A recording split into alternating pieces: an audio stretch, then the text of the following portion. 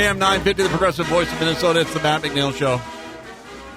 Usually on Fridays here during the season, we talk to Michael Brodkorb. One thing really quick here before I get into this stuff. Michael's not here yet. Hopefully he's going to be joining us here in just a second. Just Dallas wanted to chime in on the signage issue. She was up at Grand Marais last weekend driving around 61. She only saw one Trump sign, and that was the case. So, that was it was one obnoxiously large one, but it was only the one sign. I will say this. You're up there on the Arrowhead region. That's actually a pretty liberal area, especially out St. Louis County. St. Louis County, when you get to the Cook County, Lake County up there, that is a fairly liberal part of the state. So you might be surprised. I think Cook County, by percentage, it only has about 5,500 people, might be by percentage still the bluest county in Minnesota. The very point of the arrowhead there? Yeah, I think it is. So that doesn't surprise me. So, but thank you, Dallas. I appreciate you chiming on in. Michael Brodkorb, of course, we bring him on for politics, but we generally on Friday, the football season, he's our Vikings correspondent. He is kind enough to join us today, where once again, Michael and I are geniuses after the win for the after the win the Vikings had against the San Francisco 49ers. I've never been more excited to come on. I've had a little technical issue here, but I've never been more excited. I've been watching the clock because we're so smart. we have so been smart. Oh, we are so smart. I've been waiting since Sunday afternoon to come back on and say, you and I are so smart. I think we're the only ones that have tagged this. Both of us have tagged this in the 2 weeks. Why does the 49ers, was it 1992 was the last time the San Francisco 49ers won in Minnesota? Why? Any idea what it is about the 49ers that they just come here and they fall apart? Well, Matt, it's what we discussed last week. I said, the Seahawks are a team that I never liked the Vikings to play, whether we're at Seattle or at home. But the 49ers, they just feel good about it when they're at home. And so a couple points I would make. There were a lot of people there from San Francisco. Yes, there were. The crowd images showed a lot there, yeah. There were a lot of people from San Francisco there. It was a wild game. It was, oh my gosh, it was probably the hottest I've ever been inside U.S. Bank. But it was a fantastic game. And it was just seeing the dynamic. There's something that happens with the 49ers when they come to Minnesota. They just don't play well. And so it's 30 years it's been going on, but it was just great to see. It was just a great game. Isn't it fun to watch the opposing fans have to leave the stadium with their heads down? Oh, I do enjoy that. I do enjoy it, particularly on such a miserable day. There were a lot of them, though. Oh, my goodness, probably more than I've seen. I go to a lot of my wife, unfortunately, is a Packers fan, and so I go to a lot of the Packers games at the Metrodome, and that's usually a big crowd. This was without a doubt the most opposing teams that fans of the opposing team I've ever seen inside the stadium. Really, even more than the Packers. Wow. And I think it was because Purdy's played at Iowa. I think a lot of those folks were there. Yeah. But it was obnoxious. But it was fun. It was fun to walk out. I'm always on my best behavior when I'm at Vikings games. Never got in trouble in all the years I've been there. But it was fun. There was a lot of broken hearts. There's a lot of people looking for who's still selling beers. It was such a hot game, and it was just a great game. And boy, oh boy! And you and I, the best part of it is I'm watching the score. I'm like, we called this. We so did. Smart. Okay. I don't get it. I don't know how we're doing it, but let's see if we can continue it for a third week. Okay, I think hands down the most talented team with weapons is the Houston Texans, which is not something that was on my playbook when this season started. But they are a team that has somehow gotten loaded.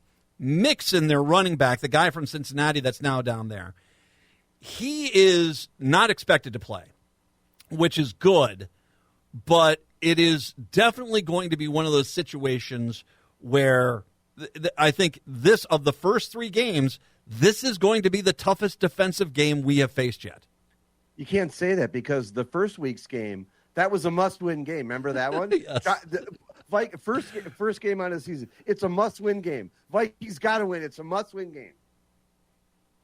Well, but right? We were like that because we were looking at this intimidating. I was. I'm not the Homer fan you are. I'm clearly not.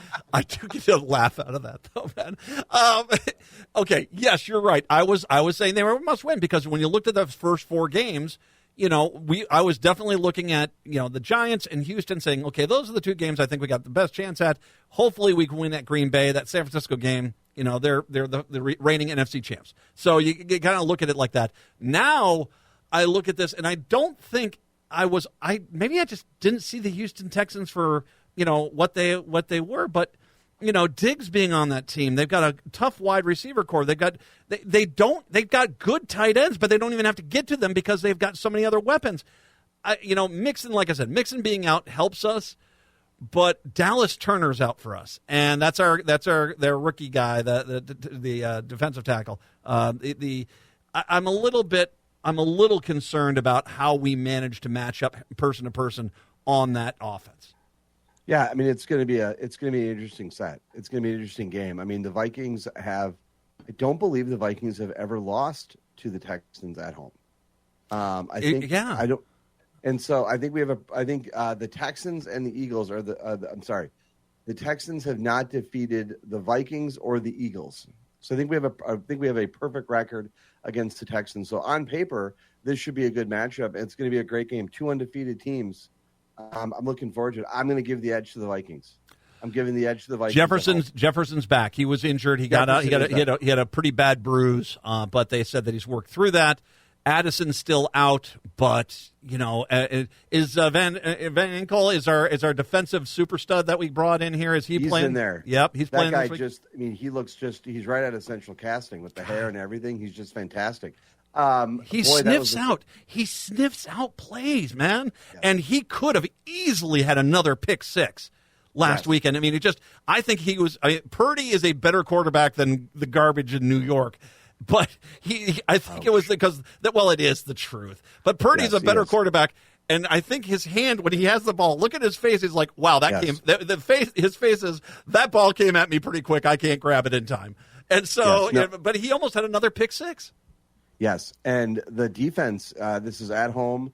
Defense has just been. I mean, the defense was just electric on Sunday, and what a great a Jefferson 97-yard play. That was amazing to see. But the defense is just humming. And as I noted on social media, in Flores we trust. My gosh, what a great pick what a great opportunity we had to get him as defensive coordinator. The defense has been stepping up these last couple games, keeping the Vikings in there.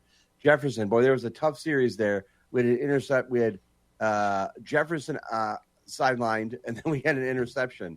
And he was out, but he left. I think it was a quad. So he's playing on Sunday, which is great.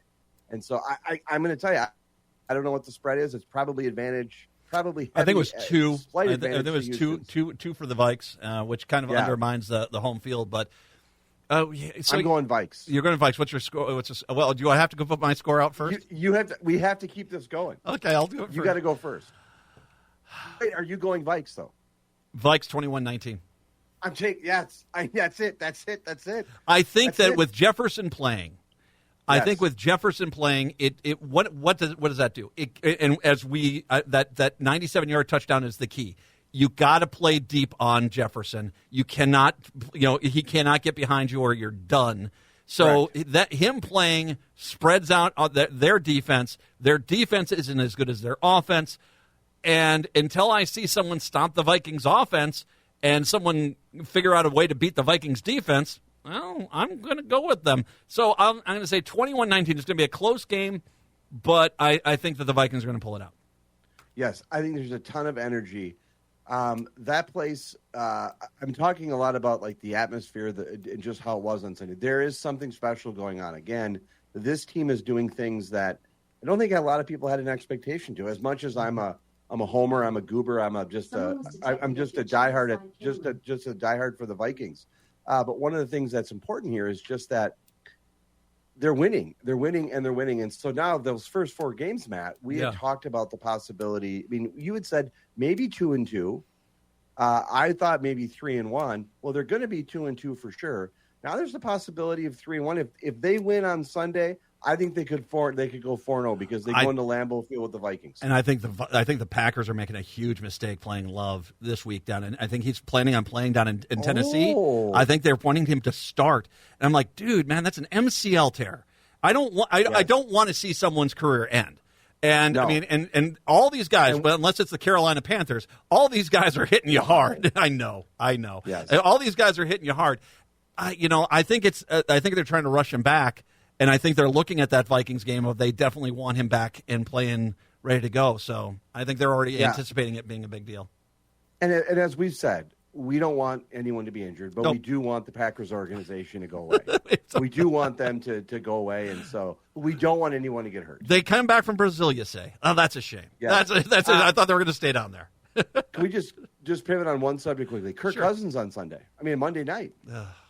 He looked better. What did you think of that game? I think I thought that was more. I got to be honest with you. I thought that was more Philadelphia, falling apart at the end than it was Atlanta. But this is my point with playing Love down in Tennessee. These teams are made with. They all have really big guys that can move real freaking fast. So if you take them lightly for one play, one series, one quarter, you're done. And I think that's what happened in Philadelphia. I would agree. And it was an interesting game. It was interesting to see Cousins' mobility. He seemed more mobile. He seemed better, which, again, is good. I don't think either of us were Cousin haters. We just didn't want him at probably that salary amount. One final thing, dude. Last night I was watching, I don't know why, Jets-Patriots a little bit. And they bring out Aaron Rodgers, and they say, now, I am 55 years old. Can I ask how old you are? I'm 50. 50 years old. They say Aaron Rodgers is the oldest player in the league. He's 40. It's like, he's 40. How does he look 20 years older than me? He looks 20 years older than you, man. Aaron Rodgers looks horrible. Yeah, he looks rough. I mean, he's not age. Conspiracy doesn't age a person well. A conspiracy does not age a person well. Stop the hot thing, dude. Whatever the hot box thing you're doing, you need to stop that because you look horrible. I know, he does not look well, and he seemed a little animated with his coach on the sidelines, too. I saw that, too, man. Matt, we really nailed it last week. We've nailed it the first week, nailed it the second week. We'll see if we're on a good streak. You and I will be texting on Sunday. We'll talk about what's going on. Michael Brodkorb, once again, by the way, really quick, you're going to be doing a live version of your podcast? Live version of the podcast next Saturday at Minrose. Okay. Minfestival, excuse me. Minpost.com for details. All righty. And then, of course, find the book. Michael, as always, my friend, talk to you later. Thank you so much, sir. We'll see you next week. Talk to you next week. We'll come back with some music. It's the Matt McNeil Show here on your Friday.